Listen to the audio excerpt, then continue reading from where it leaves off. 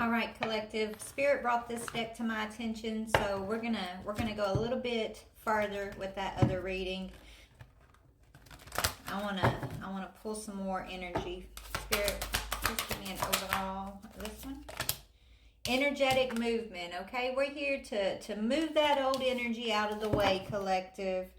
Reclaim our innocence and our freedom to be open, right? In a relaxing, peaceful way. It's safe to nurture yourselves and nurture others around you. You guys are always going to persevere. Always. And since you have persevered, you are stepping into your new beginnings. And your beginnings come through insight. And that's what's going to help you cultivate and be in alignment, right? Trusting your inner insight here, the divine insight.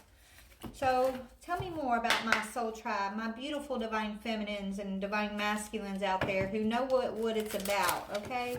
Let's talk about it. You guys are reclaiming innocence, right? That's what we're doing. I'm innocent, you're innocent. We're here to claim our innocence, period. Anyway, Spirit, give me a few energies to lay out for my beautiful soul tribe. Who are we out there? Who are my collective? Who are my people?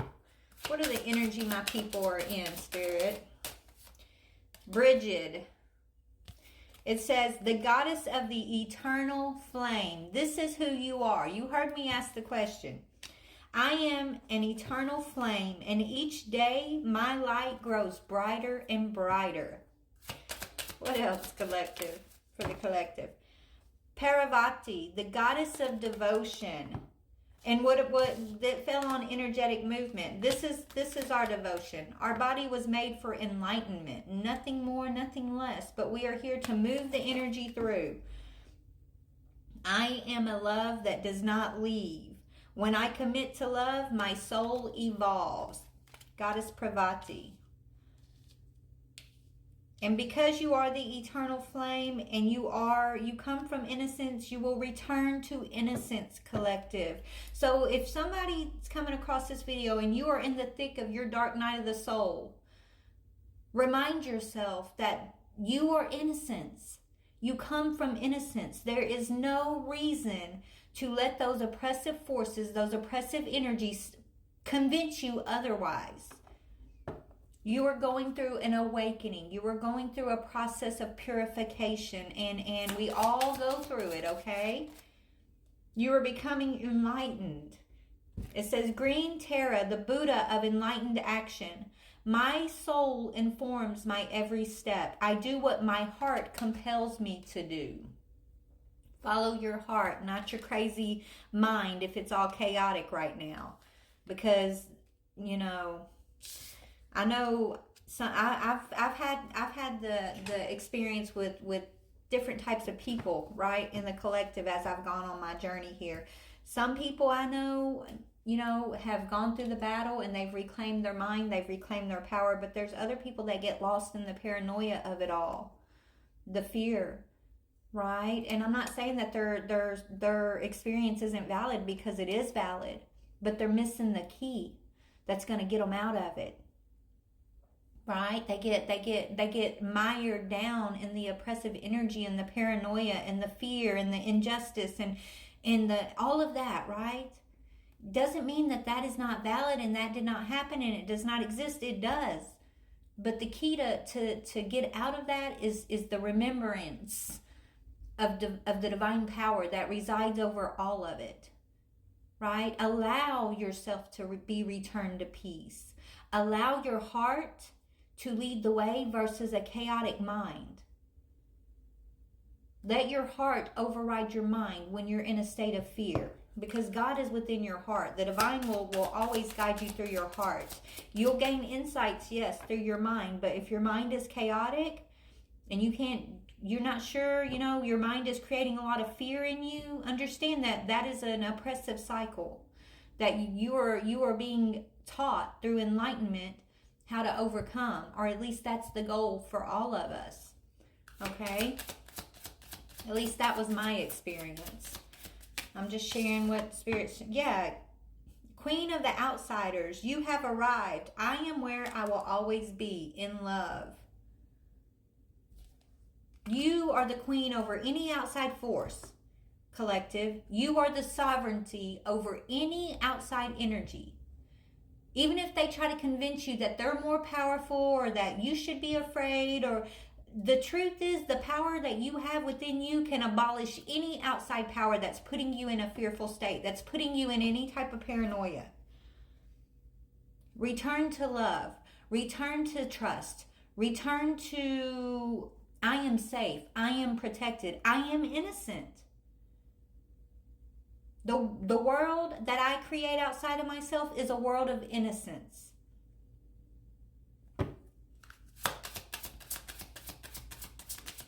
What else for the collective? White buffalo calf woman, the prophetess of the sacred way. The prophetess of the sacred way. Remember, the road is narrow. Okay, it's a narrow road that you have to find, and it's an energetic road. It's not a physical road, it's energetic. It says, my heart is a compass. The path of love is true abundance. What I just was explaining to y'all, here's the confirmation Spirit just brought out, right? When your mind is chaotic, remember your heart is the true path. And so a lot of us, the real battle is to not let our hearts grow cold during the oppression, during the spiritual warfare. The true battle is to let your heart still be open and loving, and not to resign to the things that you're seeing outside of yourself, that the world is a dark place, that people are ugly, and that it's just like, don't focus on like everything is just horrible. Because then it'll turn your heart cold. It'll plant seeds of resentment within you. Doubt. Okay? It'll put these seeds of things are unfair, and right? It'll keep you in a low vibration, a negative energy. Remember, what you see outside of yourself is not always the truth, but what you find within will always be true. Okay? Saraswati, the goddess of self-knowledge. Oh my goodness, look, Spirit's just, I'm saying it and then they're pulling the card to confirm what I just said, literally. Tell me Spirit ain't all over this. The essence of who I am flows effortlessly into everything I create. Okay, so you guys, you get to take responsibility for what you see outside of yourself. Not saying it's your fault, but like you get to return your inner self to power, and then you overpower the paranoia, the fear, the gang stalkers, the all the stuff outside of yourself. Like your inner power is really what's gonna make it all go away. You can't fight it in the physical, right? It's too big, it's bigger than you, right? It's overwhelming, it's too much. If you try to fight the injustice on the outside of yourselves. But when you return to your peacefulness, you return to your divinity, you return to your empowerment, you find the sacred way, all of the stuff outside of yourself will fix itself, right? It'll somehow find its way elsewhere. I don't know where it goes. It's energetic movement, right? You move the energy out of the way, but it's an energetic job. It's not a physical job. Okay? It's returning self to peace, self-awareness, self-knowledge. That is the key to helping to getting the energy outside to move along if it's not in sync with you, okay? The poetess, I love every inch of my body, and I love the woman the women in my life fiercely. Divine feminines, this is talking about you. A lot of you guys are these beautiful, fierce women who have been told that you've got to be submissive, that you're crazy, that you don't know the way, that you can't get up here and preach in the pulpit. Why are they trying to silence us? Because we don't conform to the world outside of ourselves. We know better. We have an inner knowingness that we are here to bring to the world around us. And it's an energetic, spiritual thing that the world who wants to be in power has been afraid of for a long time. But you are the saint of true freedom, and this is your assignment.